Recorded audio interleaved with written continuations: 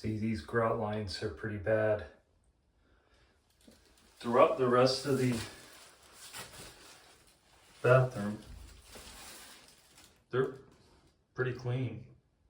Just this area right here, all the accumulation, a lot of traffic. And we'll try to remove that.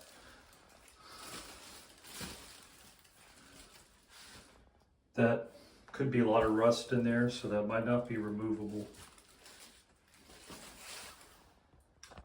We'll see. And we finished.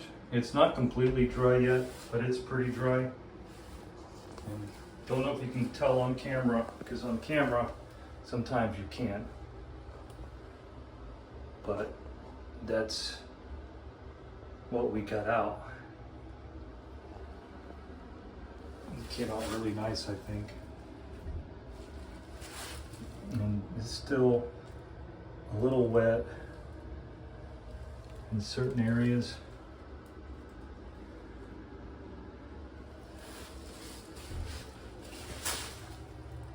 You can tell it's a big difference. Hopefully you can see the contrast on camera. That's always, well, that's always kind of debatable whether or not you're able to see it.